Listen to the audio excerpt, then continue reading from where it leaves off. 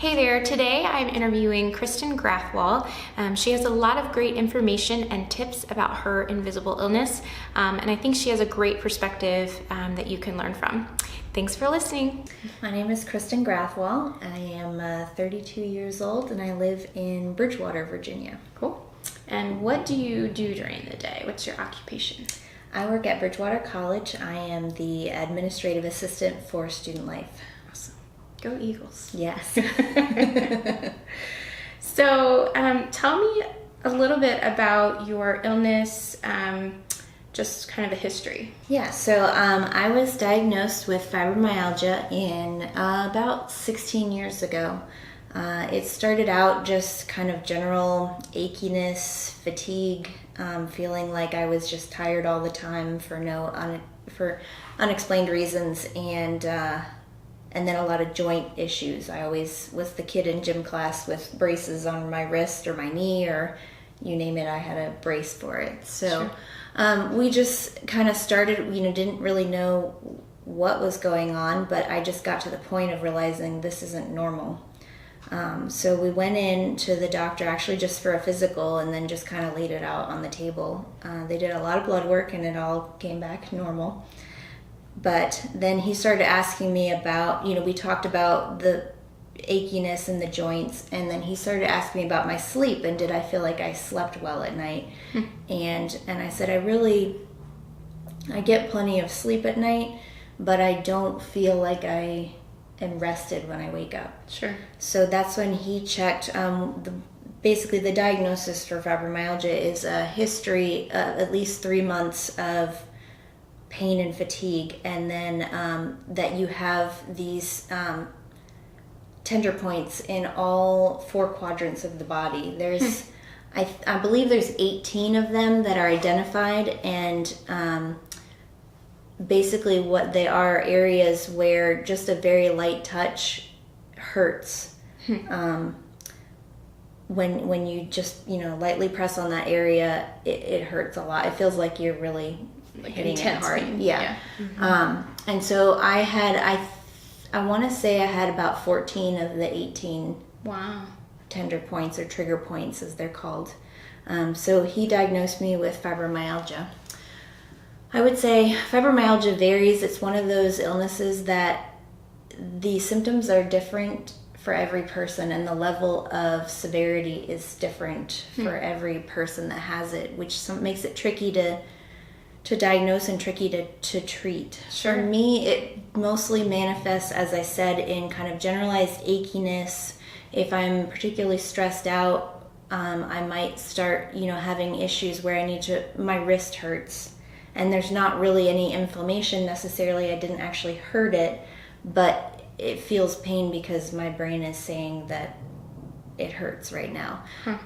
It was described to me that fibromyalgia is basically a condition of amplified pain.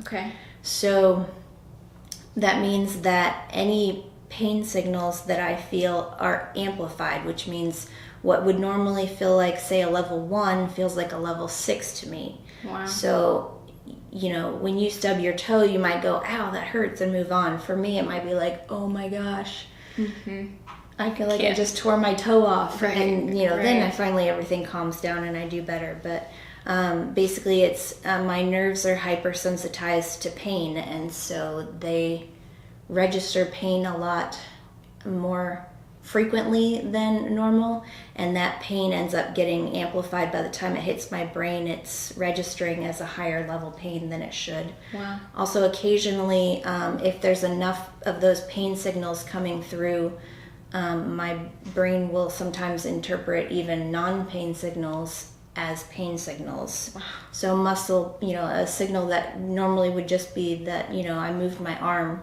If it's lumped in with all these pain signals, my brain just says, okay, that hurts too. And then I'll just have this random nerve pain in various parts of my body. So it's very much, we feel what our brains tell us we feel. And so a lot of times that's what can be so difficult about it. It's not that I actually injured myself. Sometimes there's inflammation, but sometimes there's not. It's just that the nerves are overreacting and my brain is interpreting it incorrectly, and it hurts. Wow. So yeah, so that's tough. I don't, as I mentioned, also I don't tend to sleep well at night. I can fall asleep and I can usually sleep through the night, but I don't feel rested when I wake up, and sometimes I'll go through phases where I'm just achy and I'm tossing and turning all night long, and so then that leads to your immune system being lower. You get colds easier. Sure.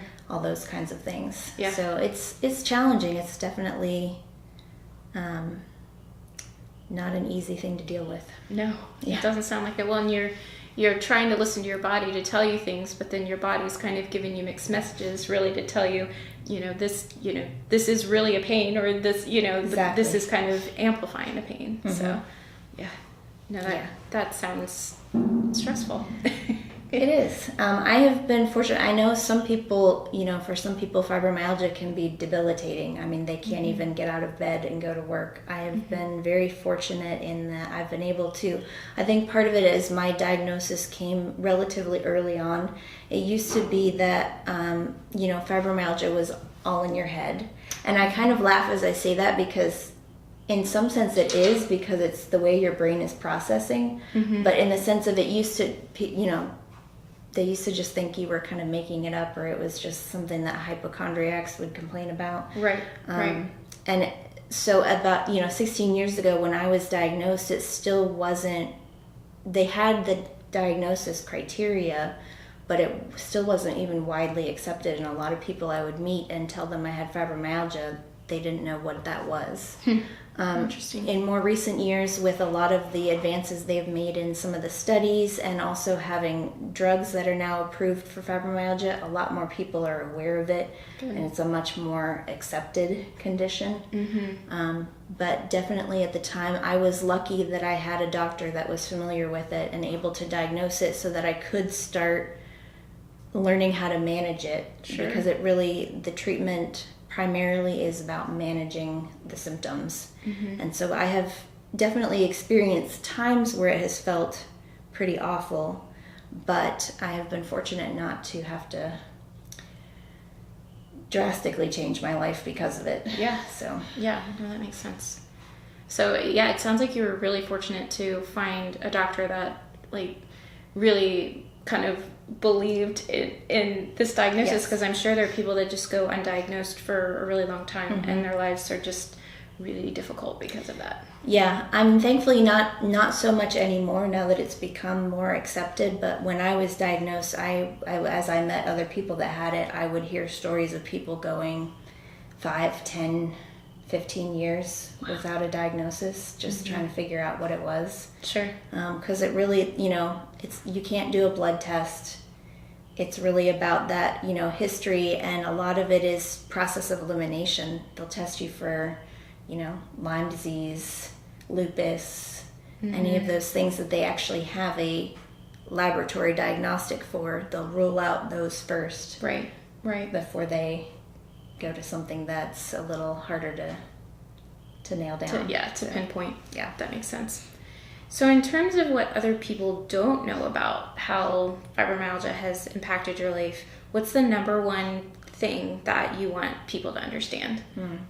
I actually have 2 things, I would say. Oh, 2. The first one is that it's one of those invisible diseases. So, I look normal, and I don't know how many times I've been sitting somewhere thinking, I feel awful, and everybody has to know it. And then somebody will come up to me and go, you look so good today. Are you doing better? Right.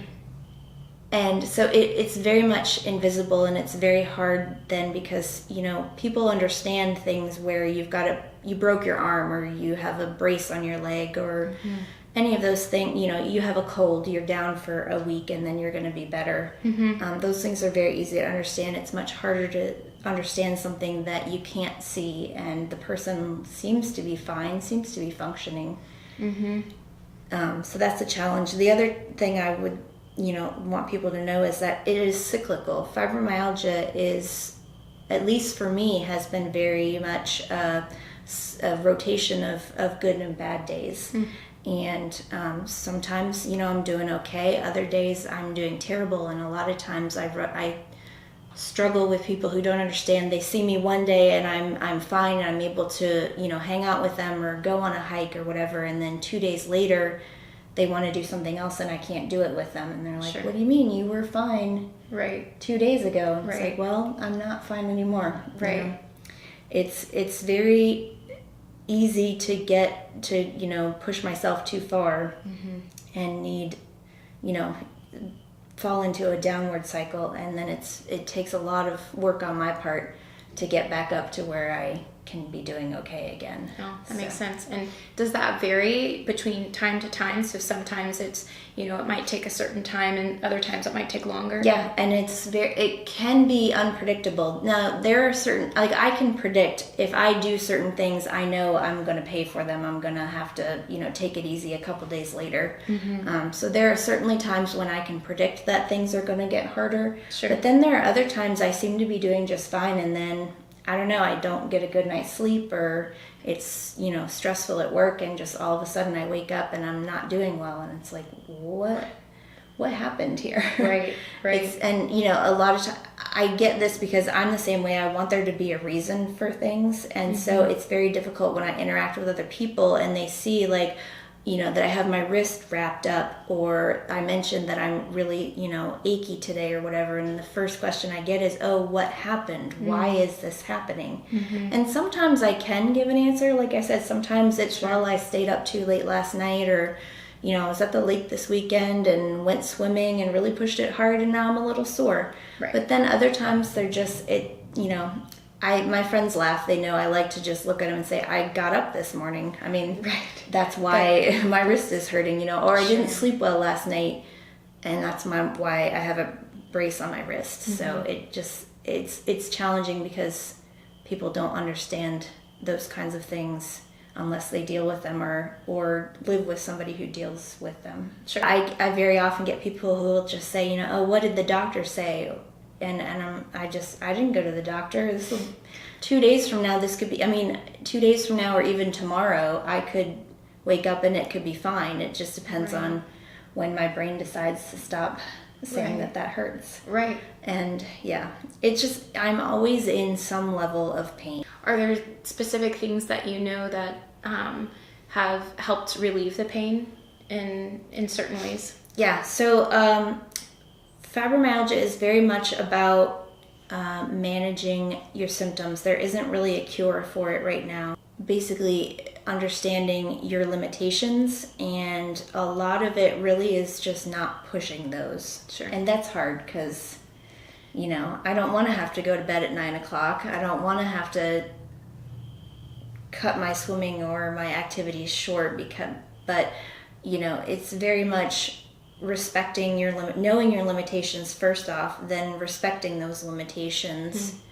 And then there are other things like hot water, exercising in a heated pool has been really good for me because it takes the pressure off of my joints. Sure. And the heat tends to relax you when you get in, and so hot water exercise, aqua aerobics has been really helpful for me. It's a little bit tricky again because a lot of it is not, some of it is inflammation, but a lot of it is not. It's just the way my brain is processing pain. So, I still will occasionally use things like ice just because it numbs it and then I don't have to feel it.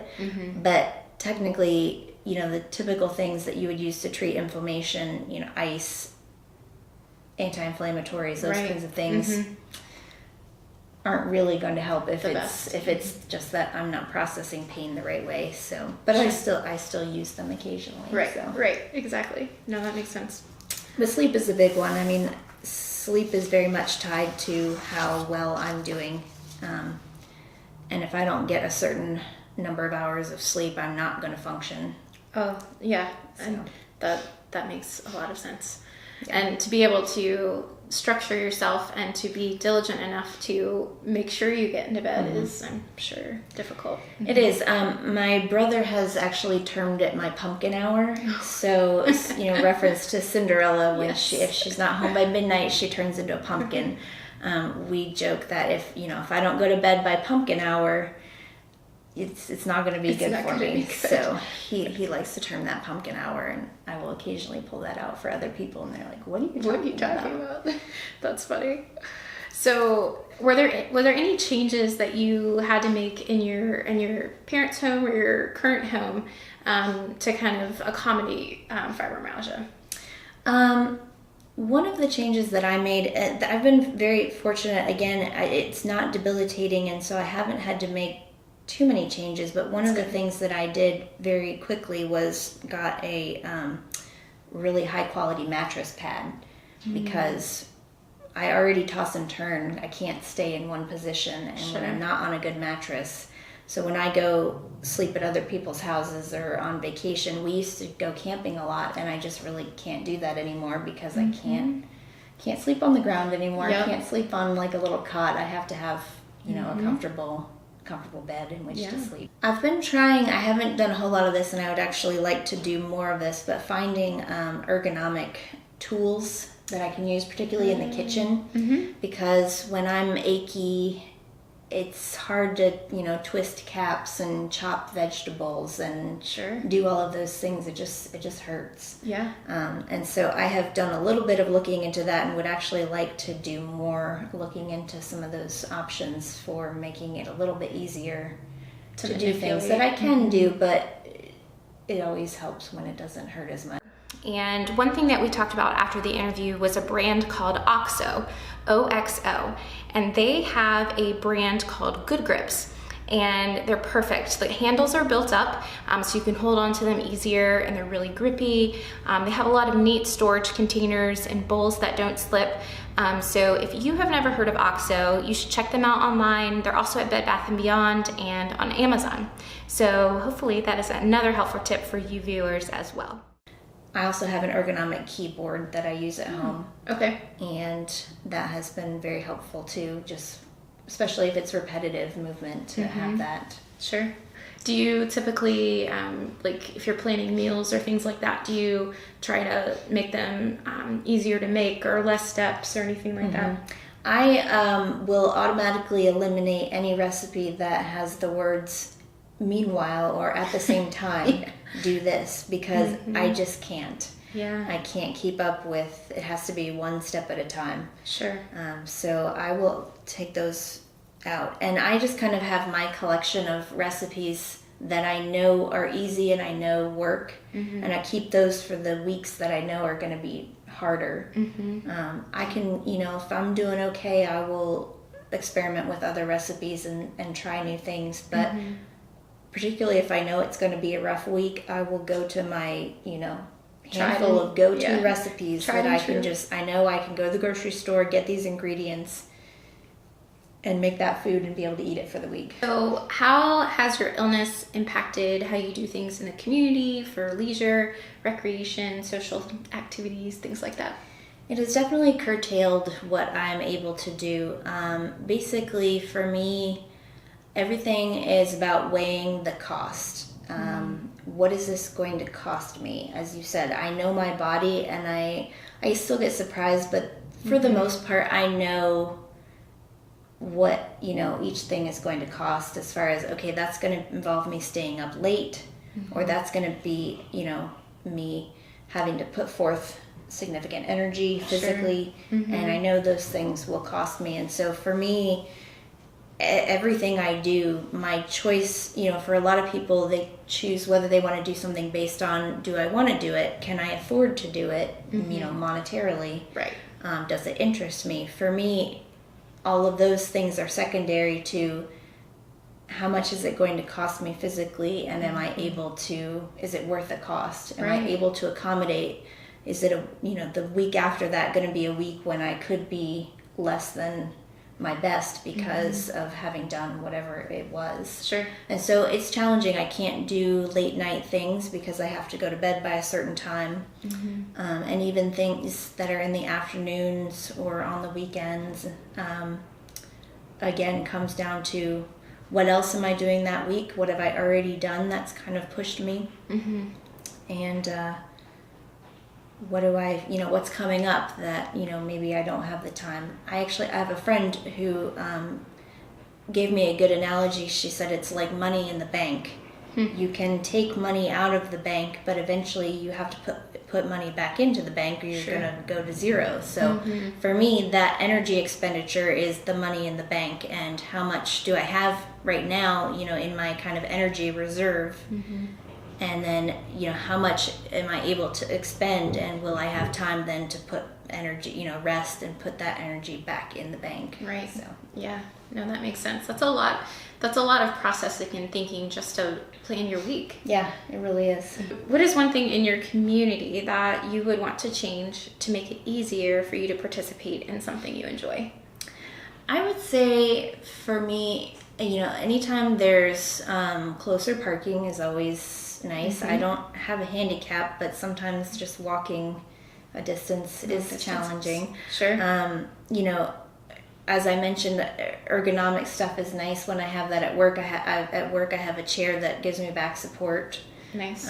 That's always helpful. And then, even in, like, if you're talking about area parks or something, just making sure there's adequate seating, and that, I mean, it'd be nice if it wasn't a bench, because then you could actually, take a rest. Sure. Yeah.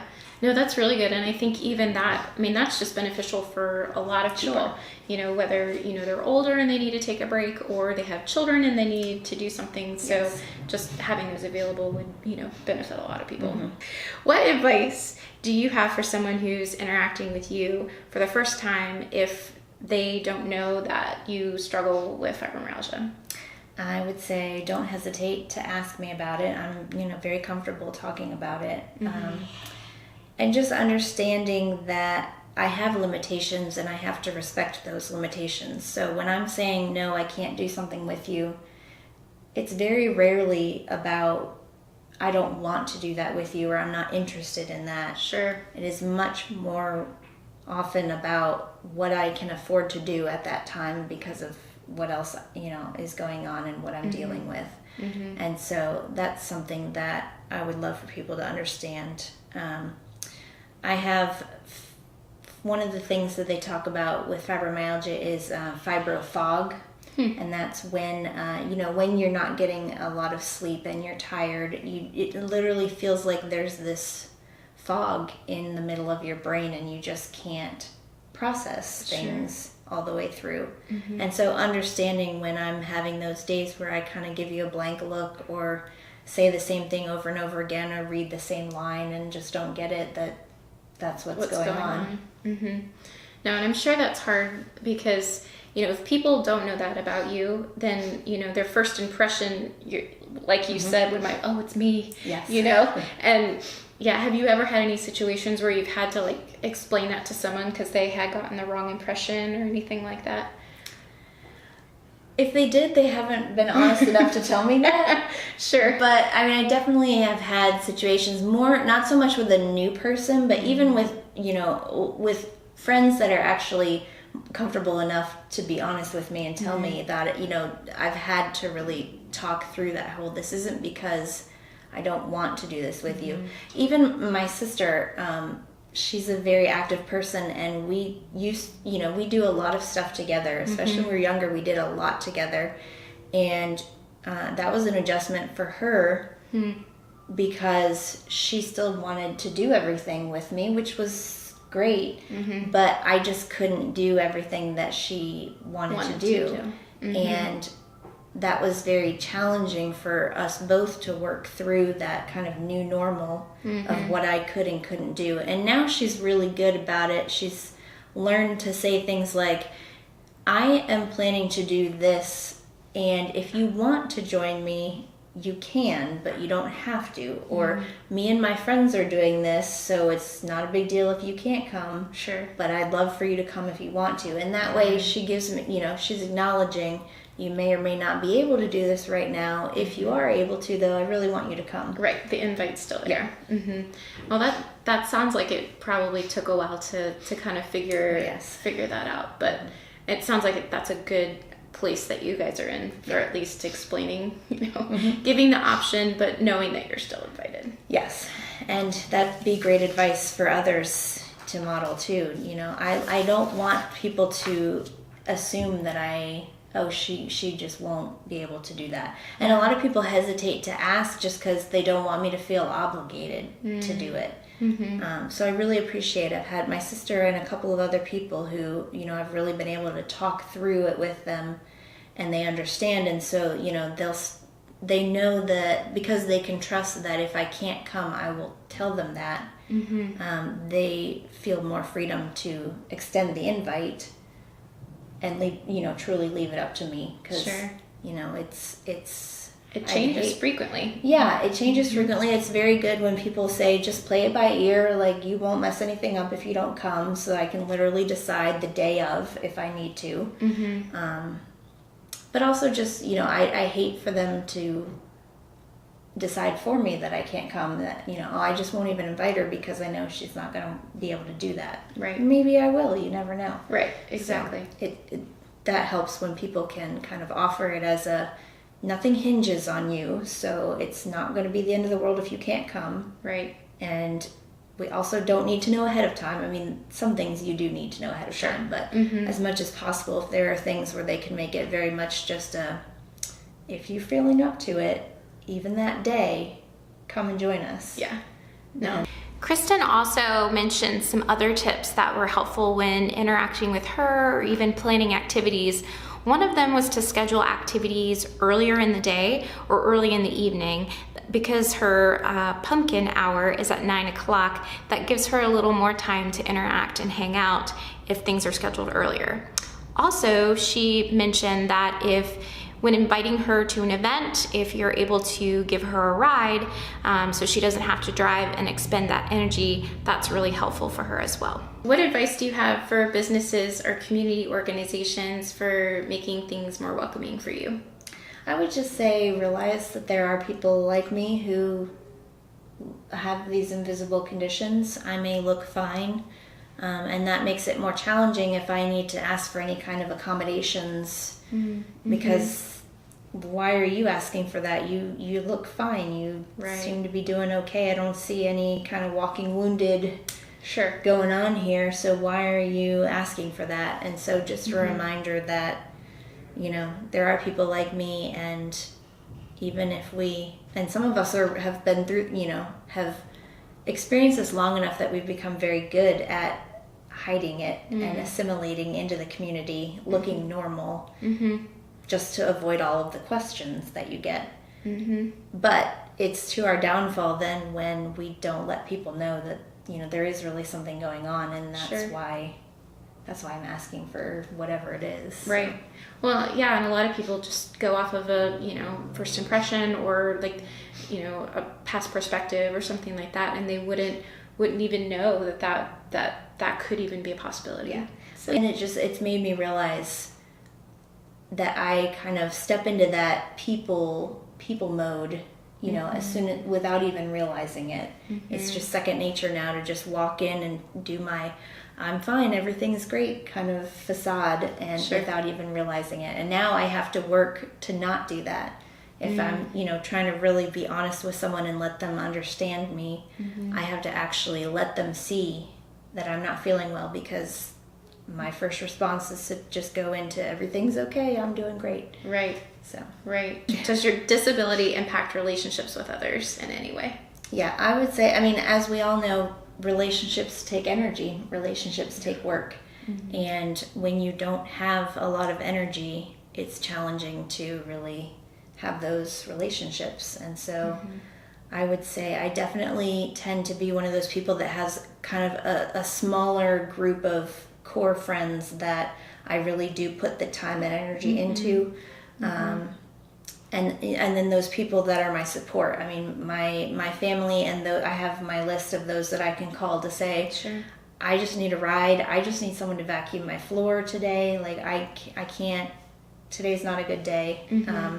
And so I have my core relationships, and then everything else is just kind of, as I said, as I have the time and I'm able to do things, I will go out and do them with people. But I'm also tend to be on the introverted side, so being out with people is expending energy for me. Sure. I don't gain energy from that Right. interaction. That'd be great if I did. I know, exactly. But I don't. And so for me, those kinds of large social situations are always very stressful because I'm already not comfortable with it, and then it just wears me out. Right. No, that makes sense. And like I said, because fibromyalgia is invisible and it's cyclical and it's somewhat unpredictable, all of those things factor into relationships if people don't understand. Even those that really do try to understand, I don't blame them. It's complicated and you can't always understand all of it. Right, exactly. But it's nice to have that awareness and for people to at least, have their eyes open to something that their first perspective wouldn't have told them. Yeah. So, what is it that you wish more people knew about you? I would say just because, as I've said, just because I look fine doesn't mean I am fine. There's always some level of pain going on, and there's always a cost to what I do. But I also I don't want to be seen, I don't want to be defined by my illness. I don't want to be seen as just someone with fibromyalgia. I want to be seen as a person, as someone who likes to read and play with babies and, do other things. Other normal, everyday things. Yeah. Exactly. So I don't mind people, asking me about fibromyalgia. I'm very happy to talk about it, but, I don't want that to be the only thing people know about me. Right. Or the first thing they think when they think of me. Sure. Cool. Thank you. Yeah. Kristen has actually written a book, and it is available on Amazon, and it's all about her journey in suffering with fibromyalgia and chronic pain. It is entitled A Reluctant Journey, Finding God Through Chronic Pain, and I encourage you all to check it out.